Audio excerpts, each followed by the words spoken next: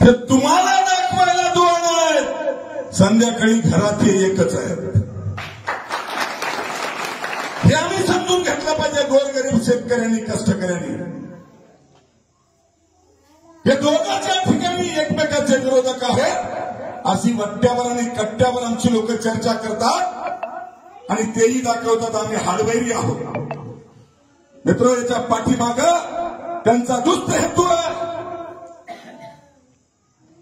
की शिंदे आणि चिखलीकर शिवाय तिसरा कोणी पर्याय तयार होऊ नये.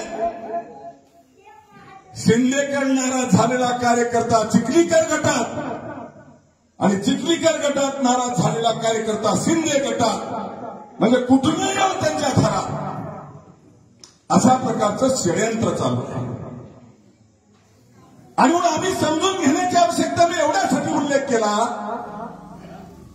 मानवानं उद्याच्या 2 महिन्यानंतर येणाऱ्या विधानसभेच्या निवडणुकीमध्ये सुद्धा हीच मंडळी टोपी बदलून, पक्ष बदलून, चिन्ह बदलून तोंड तीच पुढे येणार आहे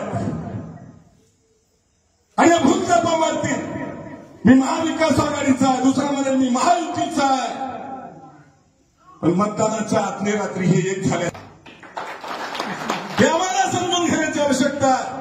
आणि म्हणून गाफील राहू नका.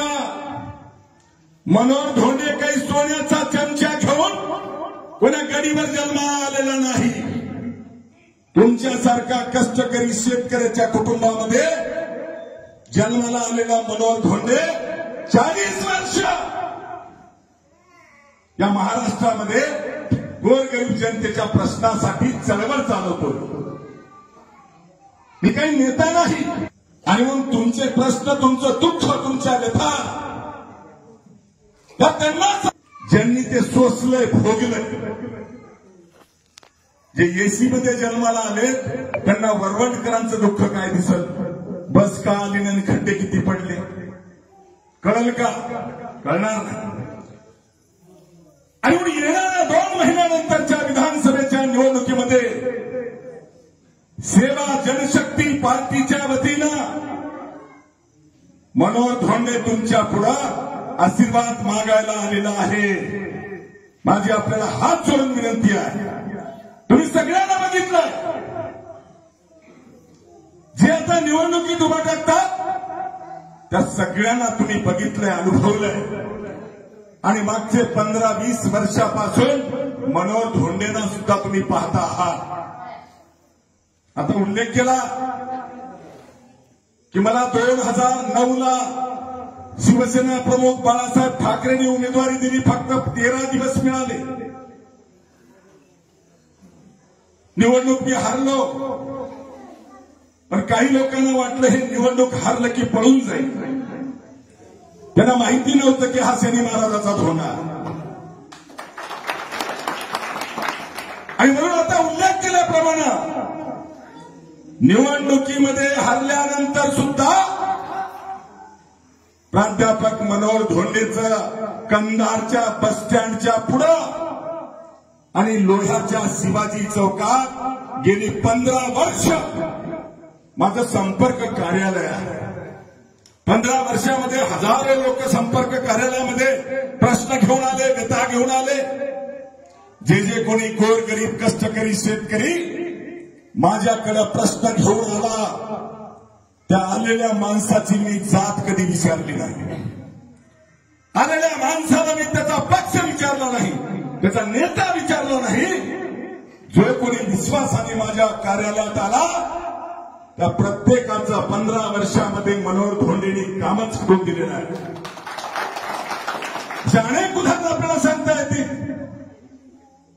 जर ग्रामपंचायतचा सदस्य नसताना सुद्धा मनोहर धोंडे जर प्रश्न सोडवत असेल तर तुम्ही विधानसभेमध्ये जर मतदान करून आशीर्वाद देऊन जर संधी दिली तर या लोहा कन्नारचा चेहरा मोहरा बदलल्याशिवाय राहणार नाही, एवढा विश्वास मी आपल्याला.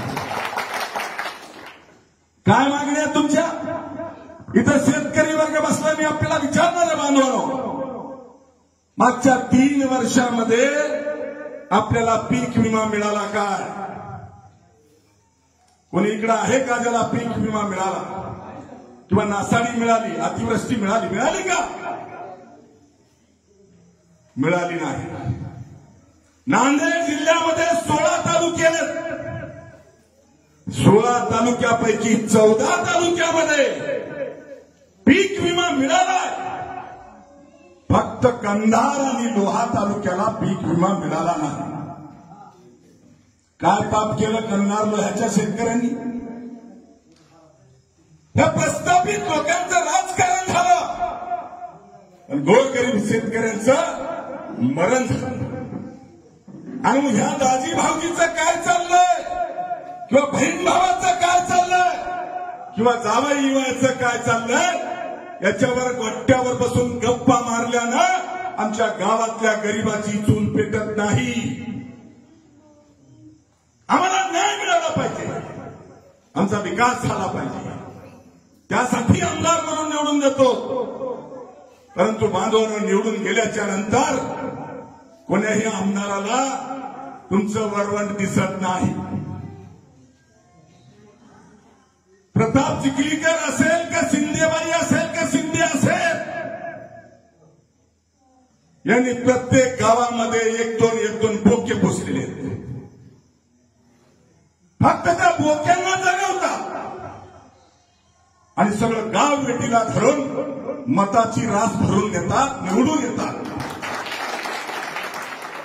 आणि जी गाव परत जी बोके पोचलेली आहेत, यांच्या माध्यमातून निवडून दिलेला आमदार आणि त्यांचे चेले चपेटे दलाल हे तुमच्या गोरगरिबाचं रक्त पितात. बारूळ येताना गुडघ्या एवढाले खड्ड्यात उल्लेख केला. मित्र, खड्डे का राहिले? मी सांगितलं विमा मिळाला नाही. का मिळाला नाही? तर तुम्ही निवडून दिलेला आमदार आणि विमा कंपनी या दोघांनी पैसे वाटून खाल्ले, शेतकऱ्याला दिले नाही. रोडवरचे पैसे बिल उचलून खाल्ले, पण रोड केला नाही. आणि म्हणून तुम्हाला रस्त्याने येताना मी आलो, गुडघे अडवले खड्डे मी बघितले नाही असं नाही. मागच्या आठवड्यातच मी इथून जाताना संध्याकाळी बघितलं, जायचं कसं की हालत आमच्या रस्त्याची. आणि रस्ते नाही, पिण्याचं पाणी नाही, कॅनलला पाणी नाही. आता उल्लेख केला दिलीपरावनी, धरण आमच्या शेतीमध्ये आणि कॅनलला पाणी सुटत नाही.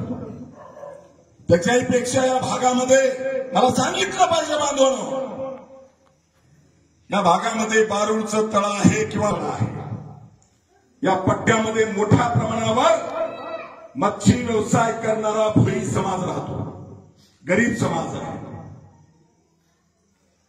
जो पारंपरिक मच्छी व्यवसाय करणारा भोई समाज आहे, त्यांना या धरणामध्ये मासे धरायला परवानगी नाही. कोणाला परवानगी दिली? जे प्रताप चिखलीकरचे चमचे आहेत त्यांना. आणि त्यांच्या हाताखाली तुम्ही गुलामी करायला.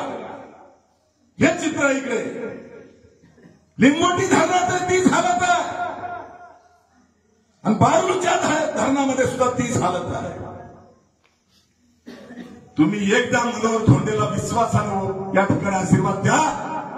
गरीब समाजाचा जो भई असेल, मातंग असेल, म्हातारी असेल, वट असेल, धनगर हक्कर असेल, माळी असेल, का मराठा समाज असेल, शेतकरी वर्ग असेल, या सगळ्यांना मनोहर धोंडे न्याय दिल्याशिवाय राहणार नाही.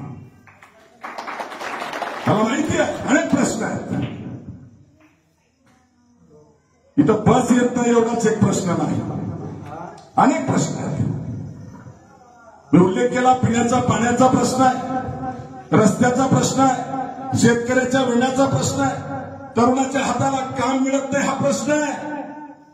मला आता तुम्ही सांगत होते आमच्या इथले पुण्याला, मुंबईला, औरंगाबादला स्थलांतर झालेले अनेक जण आहेत.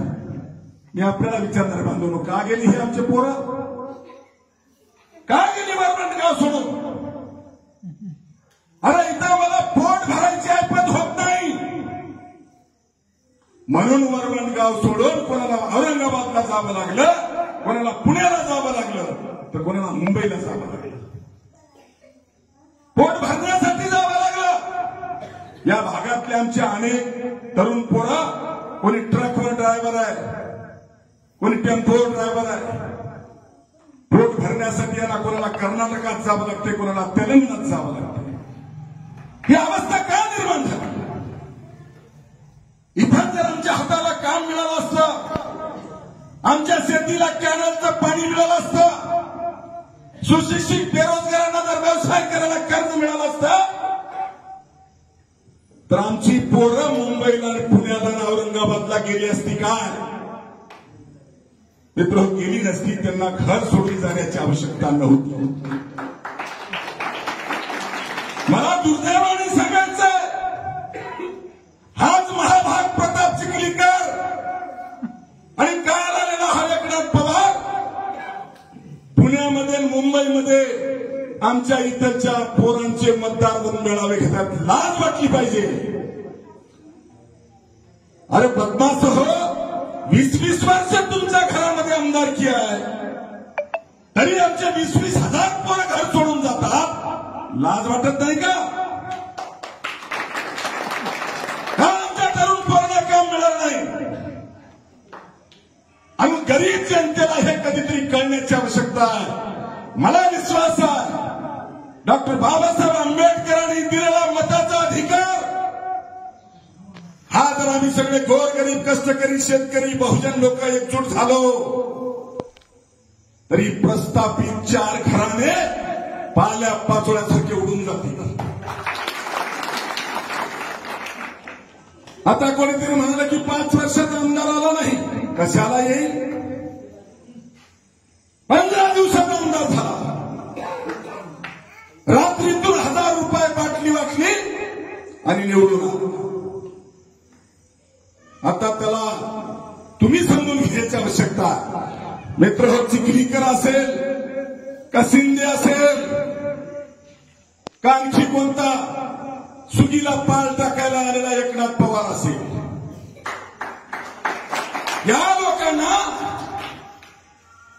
आमदारकी तुमच्या गोरगरिबाचे प्रश्न सोडवण्यासाठी पाहिजे नाही.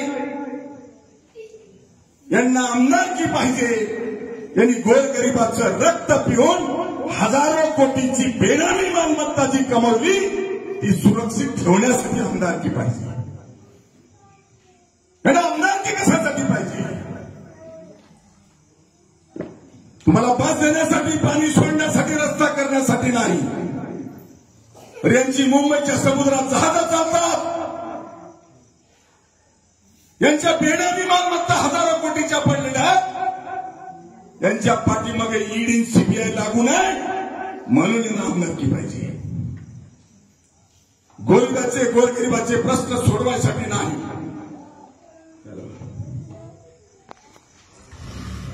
आणि येणाऱ्या काळामध्ये या लोहा गंधारला लागलेला कलंक पुसायचा असेल तर बांधवांनो, सेवा जनशक्ती पार्टीच्या माध्यमातून 40 वर्ष गोरगरीब कष्टकऱ्यांच्या चळवळीमध्ये काम करणारा एक कार्यकर्ता म्हणून आपण मनोहर धोंडेच्या पाठीमागे आशीर्वाद उभा करा. तुम्हाला विकास दिल्याशिवाय राहणार नाही, तुम्हाला विश्वास दिल्याशिवाय राहणार नाही. आणि असे विषय कितीतरी आहेत.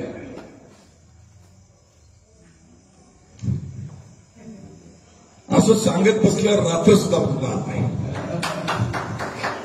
अरे या तालुक्यात काय दिलंय? आमच्या लोकांना वाटलं चिखलीकर नावाच्या भाऊजीना श्यामसुंदर शिंदे नावाच्या दाजीला निवडून द्यायला रात्रीतून सांगितलं आणि तो IAS अधिकारी होता म्हणून आमचं भलं करील असं म्हणून आमच्या भोळ्या भाबड्या जनतेने मतदान केलं, निवडून दिलं. त्यांनी 5 वर्ष कुठं तोंड सुद्धा दाखवलं नाही. किंवा ज्या कार्यकर्त्यांनी त्याचं काम केलं तो कार्यकर्ता जर त्याला भेटायला गेला तर तो कोण्या गावचा आहे, तुझं नाव काय म्हणल्याशिवाय राहत नाही. साधी ओळख देत नाही. तुमचे प्रश्न सोडवणं फार लांबची गोष्ट आहे. लोहा गंधारच्या या भूमीमध्ये जर आम्ही ठरवलं, आदरणीय केशवरावजी धोंडगे साहेबांनी फुलवडला MIDC आणली, किती वर्ष झाले आले का कारखाने? जर फुलवळच्या एमआयडीसीत कारखाने आले असते तर गटोडा बांधून पुण्याच्या कारखान्यात नोकरी करायला आमची पोरं गेले नसते. जर यांच्या बगल बच्च्यांना, यांच्या चमच्यांना मच्छीमारीच्या संस्था काढून बारूच्या तळ्याचं आणि लिंबोटीच्या तळ्याचं जर गुत्त दिलं नसतं तर आमच्या भोई समाजातले गोरगरीब तरुण तिथं पोट भरू शकले असते.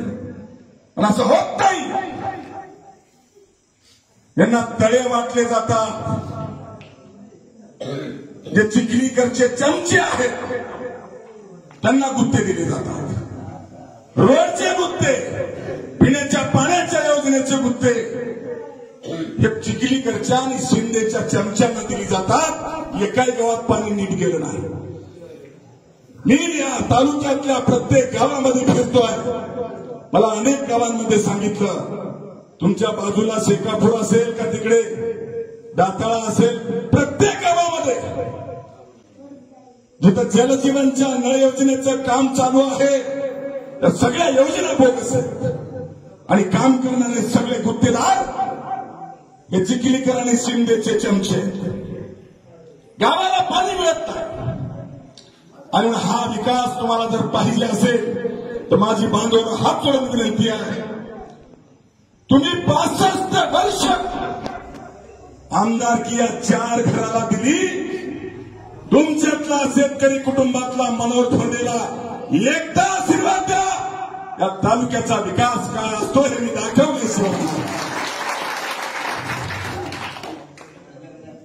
आणि आपल्याला या तालुक्यामध्ये मराठवाड्यातला सगळ्यात जुना साखर कारखाना बनवून आपल्या शेजारच्या कलंबरच्या कारखान्याची ओळख होती. काय अवस्था झाली? आमच्या आदरणीय उंबरेकर साहेबांनी सुरू केलेला हा कारखाना या 4 घरातल्या लोकांनी बर्बाद केला. नुसतं बर्बादच केला नाही तर कलंबरच्या साखर कारखान्याचं भंगार विकून खाल्लंय. शेतीला पाणी नाही, कारखान्याचं भंगार विकून खाल्लं. शेतकऱ्याला पीक विमा नाही, तरुण पोराच्या हाताला काम नाही, नोकरी नाही. जे पारंपरिक व्यवसाय करणारे आमचे समाज बांधव आहेत ते विस्थापित लोक आहेत, गरीब लोक आहेत. त्यांना वेठीला धरलं जात आहे. ज्याला मासे कसे धरतात हे कळत नाही. तो मालक आहे आणि आम्ही तिथं गुलाम म्हणून काम करतो आहोत. ही अवस्था बदलावी लागेल. आणि मित्र, ही अवस्था बदलायची असेल तर आजपासूनच सावध व्हा. वरवंट असेल, राहटी असेल, ही गावं आपल्या मतदारसंघातली शेवटची गावं आहेत. आणि आपल्याला माहिती आहे, मी रात्री भुकमारीमध्ये होतो. भुकमारी, लाडका ही गावं सुद्धा आपल्या गावासारखी मतदारसंघातली शेवटची गावं आहेत. मी तिथेही सांगितलं, इथेही सांगेल. स्वयंपाक कोणीही पाटलाचा असू द्या, पंक्तीला कितीही लांब तुम्ही उकंड्यावर बसा, पण वाडेकरी जर आमचा असेल तर पत्रावळीवर भात आल्याशिवाय राहत नाही. आणि मनोहर धोंडे हा तुमचा वाडेकरी आहे. गरिबीतून पुढे आल्याच्या नंतर जे सोसलंय, जे भोगलंय ते मनोहर धोंडेला माहिती आहे. आणि म्हणून गरिबाचे प्रश्न काय असतात, शेतकऱ्याचे प्रश्न काय असतात हे माहिती असल्यामुळं येणाऱ्या 2 महिन्यानंतरच्या विधानसभेला पुन्हा एकदा मी आपल्या समोर सेवा जनशक्ती पार्टीच्या वतीनं उमेदवार म्हणून मताचा आशीर्वाद मागायला येतोय. सगळ्यांना बघितलंय. मी 4 नावाचा उल्लेख केला.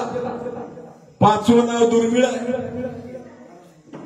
मनोहर धोंडे याला म्हणलं की 4 एकत्र येऊन तुटून पडतात. तर त्याला माहिती आहे जर एकदा मनोहर धोंडे आला तर यांचं पितळ उघडं केल्याशिवाय राहत नाही. आम्ही सगळे एक होतात, रात्रीतून एक होतात. माझं बहुजन लोकांना, शेतकऱ्यांना, कष्टकऱ्यांना, दीनदलितांना हात जोडून विनंती आहे, भूलथापाला बळी पडू नका. निवडणुकीमध्ये एकजुटीने राहा, जातीभेद सोडा. काही आमचं पोट भरत नाही त्याच्याने. आम्ही सगळे गावगाड्यामध्ये एक आहोत. आम्ही एकीने राहिलं पाहिजे. आणि आम्ही जर एक असू तर ही डोंबारी लोक खेळ मांडून आमचा खेळ खंडोबा करू शकले नसते. आणि म्हणून मी आपल्याला शेवटचं सांगेन की या गावाला बस सुरू झाली पाहिजे, ही आपली फार छोटी अपेक्षा आहे. आणि मी कुठल्याही पदावर नसताना, ग्रामपंचायत सदस्य नसताना सुद्धा आमच्या आजीमाईने जी व्यथा मांडली, त्या आजीमाईची ती पोटतिडक आहे, ती काही चुकीची नाही. साधी बस जर आम्हाला येत नसेल तर गावाचा विकास फार लांब आहे. ही जी तुमची व्यथा, ते नक्की येणाऱ्या काही दिवसामध्ये तुम्हाला कन्नारून मंगनाळी मार्गे वरवंटपर्यंतची बस कशी सुरू करता येईल यासाठी मनोहर धोंडे तुम्हाला या ठिकाणी अभिवचन देतो. त्याच्या व्यतिरिक्त तरुण मंडळी इथं बसलेली आहे. दिलीपराव आणि त्यांची टीम खूप एकजुटीनं, एकनिष्ठेनं या गावामध्ये तुम्ही काम करता आहात. कोणीही असा, कोण्याही जातीचा असा, कोण्याही नेत्यासोबत काम केलेला असा मी भेद मानत नाही.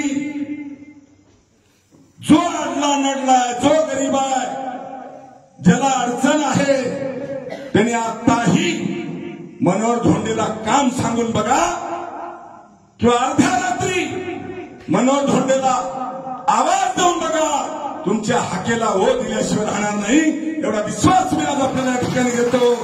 आणि आपण सगळ्याच जण उठा, जागे व्हा, मात्र मोठ बांधा. आणि जर गरीब कष्टकरी जर एकजुटीने उभा टाकला, आमच्या अण्णाभाऊ साठेंचं वाक्य मी तुम्हाला वेगळं सांगायची आवश्यकता नाही. ही जर कष्टकऱ्यांची एकजूट जर आम्ही बांधली तर वरवंट गावातून जिथं जिथं तुमचे पाहुणे रावळे मित्र आहेत, तिथं उद्यापासून निरोप द्या की आपली पार्टी सेवा जनशक्ती पार्टी आणि आपला उमेदवार प्राध्यापक मनोहर धोंडे उमेदवार, हे विश्वासाचा वार निर्माण करा. आणि येणाऱ्या 2 महिन्यानंतरच्या विधानसभेच्या निवडणुकीमध्ये मनोहर धोंडे सारख्या कार्यकर्त्याला आपण आशीर्वाद द्या. तुम्हाला तक्रार करायला मी संधी देणार नाही. पूर्ण विकास काय असतो, गोरगरिबाच्या योजना काय असतात, कोणती महामंडळं कोणत्या गरीबाला काय देऊ शकतात, कोणत्या बँकेचं कर्ज गरीबाला कसं देता येतंय, रोड कसा आणता येतंय, पाणी कसं सोडायचं, किंवा लाईटचे प्रश्न ते कसे मिटवायचे. मनोहर धोंडे 40 वर्ष महाराष्ट्रामध्ये काम करताना हे करून दाखवलंय. आपण एकदा संधी द्या, एकदा आशीर्वाद द्या. मी तुमचं काम केल्याशिवाय राहणार नाही. या तालुक्याचा विकास आणि चेहरा मेरा बदलल्याशिवाय राहणार नाही, एवढा विश्वास मी आपल्याला देतो. आणि पुनश्च एकदा वरवंट गावकऱ्यांचं, गोरगरिबांचं, शेतकऱ्यांचं, कष्टकऱ्यांचं आणि खास करून आमचे दिलीपराव आणि त्यांची तरुण टीम, या सगळ्यांचं, गावातील ज्येष्ठ बांधवांचं, सगळ्या जाती धर्माच्या समाज बांधवांचं पुन्हा एकदा मी आपला हात जोडून आभार व्यक्त करतो आणि थांबतो. जय हिंद, जय महाराष्ट्र, जय श्री. धन्यवाद साहेब.